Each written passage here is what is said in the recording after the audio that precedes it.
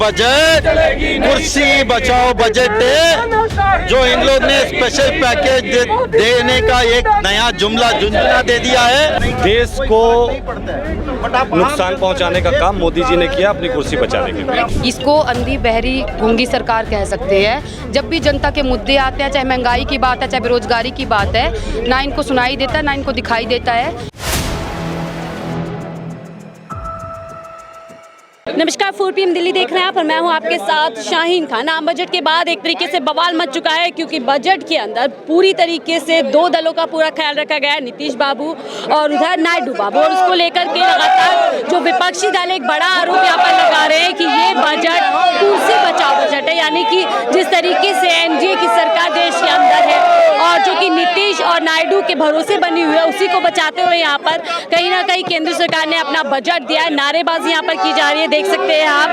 एक brief case suitcase लाया गया है जिस पर लिखा गया है बजट 2024, उसको काट दिया है कुर्सी बचाओ बजट। और दूसरी तरफ आप देख सकते हैं जुमला बजट का यहाँ पर ब्रीफ केस लेकर के और हाथों में लोटे लिए हुए हैं, यहाँ पे लुटिया ली हुई है एक तरीके से। और युवा कांग्रेस के जो ऑल इंडिया प्रेसिडेंट है, अध्यक्ष है श्रीनिवासन जी को आप देख सकते हैं लगातार यहाँ पर प्रदर्शन पूरी तरीके से यहाँ पर जो है नारेबाजी के मास्क भी पहने हुए अमित शाह हो गए। और वहाँ पर सीतारमन जो है वहाँ पर जो हमारी फाइनेंस मिनिस्टर है उसका यहाँ पे जो है मास्क पहन करके विरोध प्रदर्शन किया जा रहा है। दरअसल जब से ही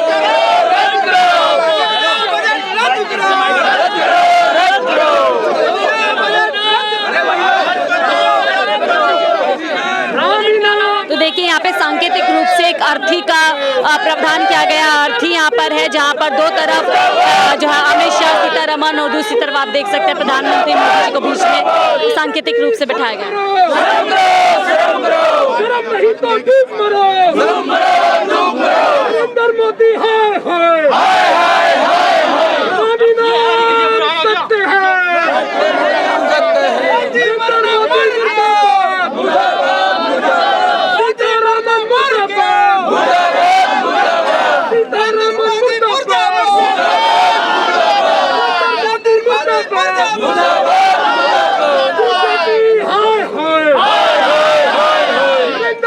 शर्म करो, शर्म करो, शर्म करो, शर्म नहीं तो डूब मरो, डूब मरो, डूब मरो।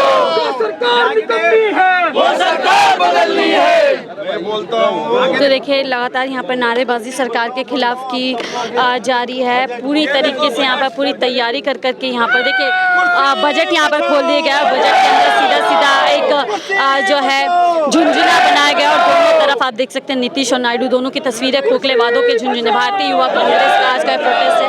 लगातार देश में पूरी तरीके से बवाल मचा हुआ है। बजट आने के बाद तरह तरह की प्रतिक्रियाएं आ रही हैं।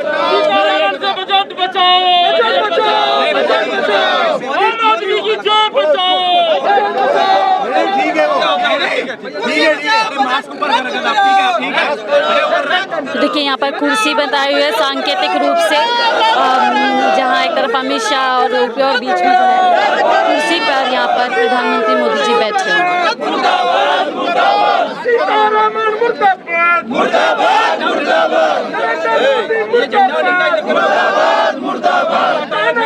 नहीं चलेगी, नहीं चलेगी, नहीं तो आप यहाँ पर देख सकते हैं श्रीनिवास जी यहाँ पर है जो युवा कांग्रेस की है। और लगातार सर कुर्सी बचाओ बजट क्यों कहा है? देखिए ये बजट कुर्सी बचाओ बजट है, जो इन लोग ने स्पेशल पैकेज देने का एक नया जुमला झुंझुना दे दिया है। इससे पहले बहुत बार ऐसा स्पेशल पैकेज दिया है। जो बिहार हो, आंध्र प्रदेश हो, वो स्पेशल स्टेट मांग कर रहा है, उनको स्पेशल स्टेटस देना चाहिए। इन लोग ने जुमला देने का काम किया है।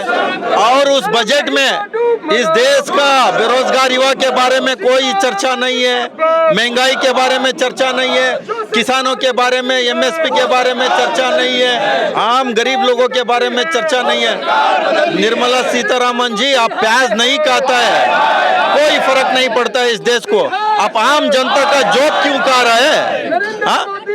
लेकिन इस बजट को सरकार विकसित भारत का बजट बता रहे हैं, ये पूरी तरीके से अमृतकाल का बजट। उस बजट में आप बता दें उन लोग ने क्या है करके, कुछ नहीं है उस बजट में। मात्र नरेंद्र मोदी जी का कुर्सी बचाओ बजट है। लेकिन क्या लगता है सर, बिहार के साथ बेईमानी की गई है जिस तरीके से केंद्र सरकार ने बजट, क्या बिहार के साथ धोखा हुआ है? बिहार के साथ, आंध्र प्रदेश के साथ इन लोग ने स्पेशल स्टेटस का बात किया, अब तक नहीं दे पा रहे हैं।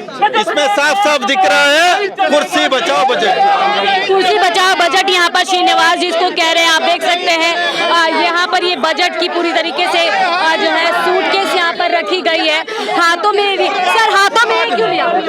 जिस तरीके से मोदी जी वादे किए थे, आज गरीबों के साथ जो आज हो रहा है लगा, एक बंदे को किसी को खाने के लिए नहीं, पीने के लिए कुर्सी बचाते रहेगा।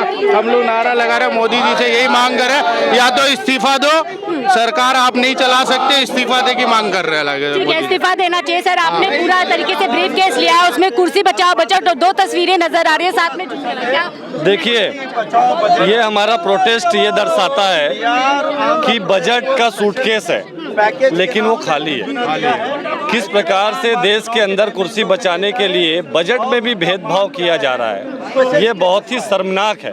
ये सरकार को समझना चाहिए कि इस देश में कितने ज़रूरतमंद स्टेट्स हैं, लेकिन अपनी कुर्सी बचाने के लिए आप क्या करने जा रहे हैं, ये किस स्तर की राजनीति करने जा रहे हैं। हम इसीलिए आज विरोध प्रदर्शन कर रहे हैं कि देश के इतिहास में कभी ऐसा नहीं हुआ था जो इस बार मोदी जी ने और सीतारमन जी ने किया। ठीक है, क्या आपको लगता है बजट पूरी तरीके से 2 दलों के ऊपर केंद्रित था? निश्चित रूप से 2 दलों को खुश करने के लिए, देश को नुकसान पहुंचाने का काम मोदी जी ने किया अपनी कुर्सी बचाने के लिए। लेकिन अमृतकाल का बजट मैम इसे कहा जा रहा है कि आपको लगता है अमृतकाल का बजट है वाकई, जिस तरीके से इस बजट में मिडिल क्लास को दूर रखा गया? देखिए, मिडिल क्लास क्या, जो गरीब तबका है उसके लिए ना ही केंद्र सरकार जब से ये बैठी है ना ये सोच रही है ना ये सुनना चाहती है।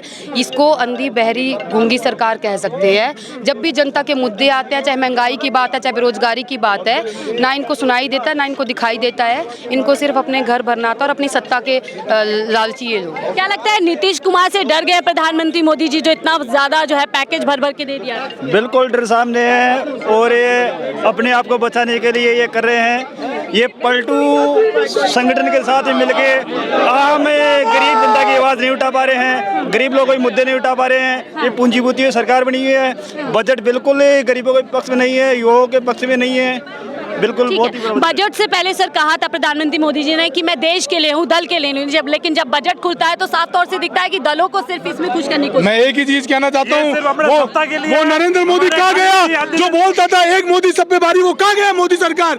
ये बजट सिर्फ कुर्सी बचाओ बजट है, मिडिल क्लास की पेट पे इन्होंने बहुत बुरा वार किया है। मोदी सरकार हाय हाय, मोदी सरकार मुर्दाबाद। आप कह रहे हो जो प्रधानमंत्री कहता था कि एक मोदी सब पे भारी, आप लेकिन वो कह रहे हैं 2.5 घंटे तक मेरा गला दबाया था। क्या कहना चाहते हैं? किसने गला दबाया? राहुल गांधी, विपक्ष, तमाम किसी ने कोई दबाया?